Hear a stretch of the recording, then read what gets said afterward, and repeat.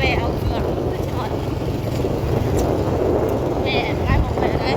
แม่หั่นไอ้แซงซื้อนวดพี่ใหญ่แม่นี่เอาซื้อเอาซื้อมะนาวมะนาวให้มะนาวน้อย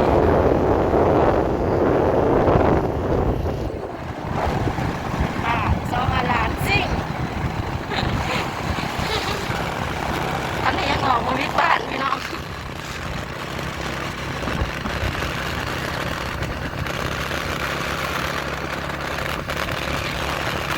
น้องฟ้าสิเลยเอาเงินน้ำคุณแม่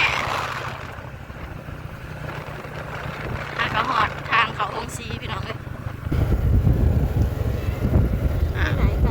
ทำไมอัดประตูเอาแล้วไปใส่อยู่ข้างในคือมีความสุขจังเลย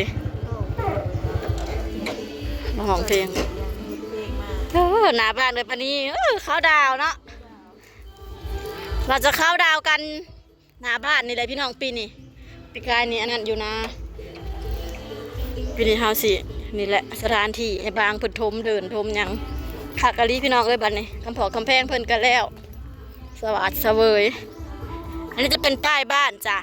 ป้ายนั้นจะเป็นป้ายบันดอนไว้เพราะว่าบ้านเฮาอยู่ชายแดนติดกันกับบันดอนไว้อันนั้นป้ายบันดอนไว้อันนี้ป้ายบ้านข้าราชการหลังกำแพงนี่ไปเป็นบันดอนไว้พี่น้องเลยก็ทางในกำแพงพี่มาเป็นบ้านข้าราชการไอ้บางเพิ่นเอาดินเขาถมหน้าบ้านน้องฟ้านั่งเขาไปเอาเงินน้ำคุณแม่อยู่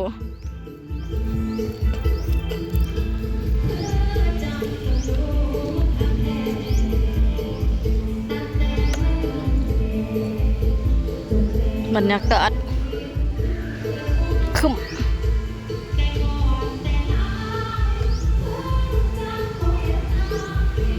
เป็นคือม่วนแท้เนาะพักหน้าบ้านคนเห็นยังเนาะ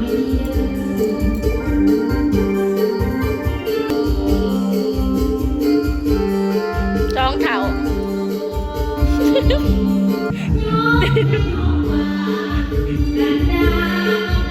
ใบแดงกูได้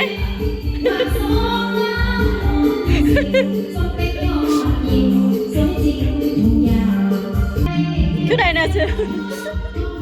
ปัดมีช้างกับลีโอด้วย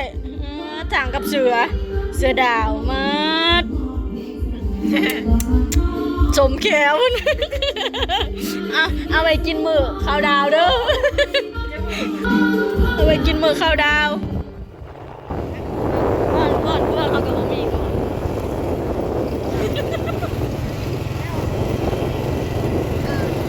ก่อนเพื่อนบริอ่านผิดแล้วเราจะรักอะไรกันงั้นทำไงเดี๋ยวนะอุตส่าห์เข้าหางานแท้โต๊ะปิกนิกแล้วโครงการข้าวดาวพี่น้องคนเสื่อนโต๊ะปิกนิกไงสุดหนึ่งประมาณ700,000 กีบนั่นก็บาทเนาะซื้อมาไว้แบบก็ได้แบบยามไอ้บอกไอ้พ่อยมาเล่นน้ำกับก็ได้น้ำหน้าบ้านพี่น้องโต๊ะหน้าบ้านกับผมมีก็เราซื้อโต๊ะใหม่งามๆกับประมาณ6,000อันนี้ก็ซื้อโต๊ะปิกนิกประมาณ1,000 กว่าบาท700,000 กีบแต่อยากได้มาไว้นั่งเข้าดาวเลยนี่คือชิ้นหน่อยเลยเนาะได้ปิกกะเพื่อนปิกกะบ้านเข้าดาวหน้าบ้านกันไปนี่ทางอันนี้จะโค้ง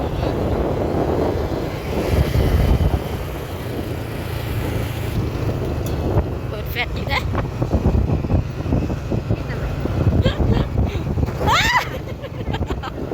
ทำไมเธอพาฉันโดนกุ้งแบบนี้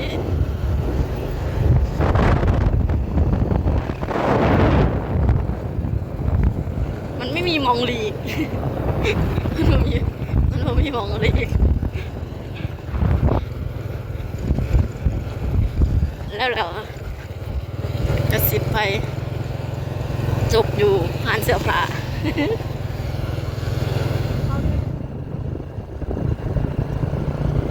วัดด่านแล้วอันนี้ก็จะเป็นที่เรามาประจำ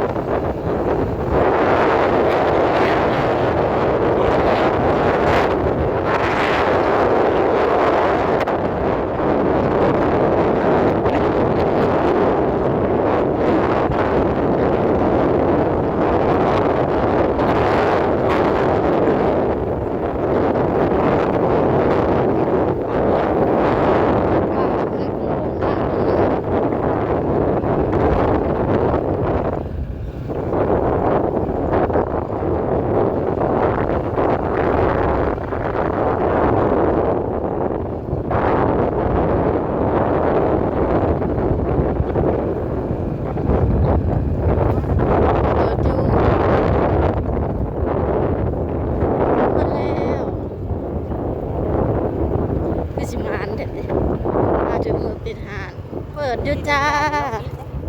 เปิดอยู่จ้าเปิดอยู่จ้ามีผ้าห่มด้วยมีเปรด้วยเหมาะแก่กันนอนมากฮอด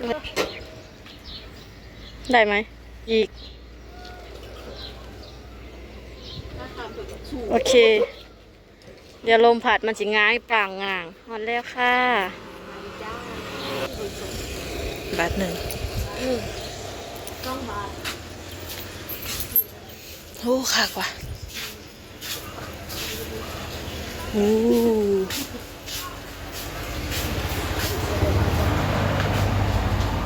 เป็นลายตากกะโหล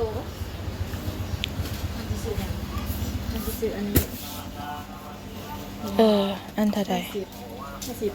50 50 บาท 50ปังเอาอย่างอีก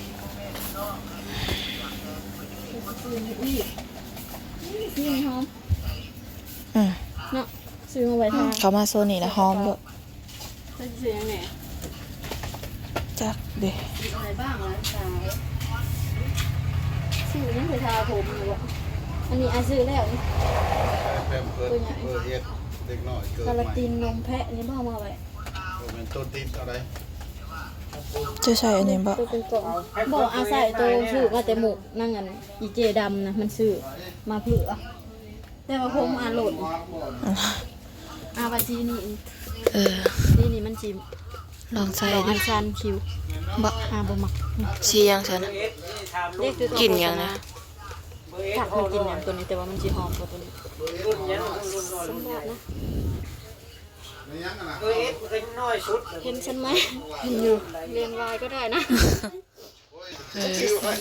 ไอหอมยิ้มอาบน้ำรัก ที่แม่ใส่ ซีนี่ก็หอม นี่หอม หน่อยชุดๆเลยวะ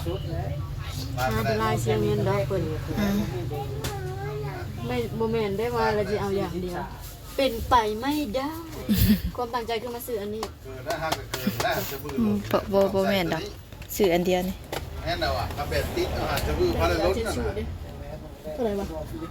และหน่อยชุดเลย 40 บาทตัวนี้นะพอไหมใส่มันมืดได้เงิ เฮาน ก็ อี ยั ก ง ก่อน ได้ ได้เงินอีกก่อนมันจะมาจัดอันนี้งามเด้ ได้เงินอีกมันก็มาใหม่อีก งามเนาะเห็นแต่ยายเกด แห่งสีงามแล้ว ยายเกดเราใส่ลงใส่บาท มาใหม่ บ้าน เสื้อ แต่มัน มาใหม่ สีนี้สีเทา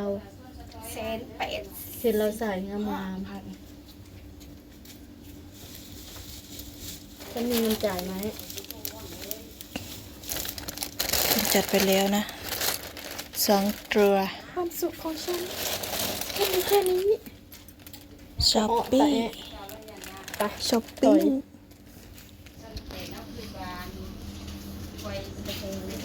ใส่น้ำลาบุกก็ได้บ่ เดี๋ยวน้ำเป็ดแซงเป็ด เสื้อหน้าหนาว สีโอน เด็กอันนี้เขียงมาประมาณสวรรค์ แล้วทันละแกะเดี๋ยวทำมาเลือกอีก ให้มะนาวนี่ หาลูกไห่ โชว์แบบ กองเก่งเพลงเล กอง ย เก่งเพลงมาจัดยังบ่เลยอ่ะ มันนุ้ยเหมือนหอย หารจัดไหม หานแล้วฮะก็อันนั้นใหม่เดี๋ยวบอลลองสุดให้เลิศมาก ค่ะก้อย น่ะตัวนี้เป็นสุดเสือชีลายชุดใจเชือกไปอ่ะพี่นี่ตัวบางเจ้านะ โอ้แล้วสิหนงน้ำเฮาบ่เนาะพอบางก็ จะ ได้ ไปแล้วจ้าสอง ยังซื้อให้เราอยู่ อันนี้มันเป็นสีไข่ใส่คือด้วย อืม ก็นานาที่เป็นสีขาวที่อันนั้นอาจารย์ให้มาบ่ จะดีจังเลยเนี่ย ใจดีจังเลยว่าจ้าสรุปฉันมาชื่ออะไร เสือ น้องฉันจะหิวเอา เสือลายกล้วย เครื่องใส่สื่อแต่50,000แล้วก็ยังบ่ ไปเซน แล้วก็ยังอีกวะอยากซื้อยังบ่อยากได้คาราตินมาไว้เลยเอามันซื้อเอาบ่ที่สิเป็นไรแต่ซื้อมาไว้มันในโคมแสบกายกินหนวดกับสิเบิดแล้วมาเลยสิมาซื้อเอา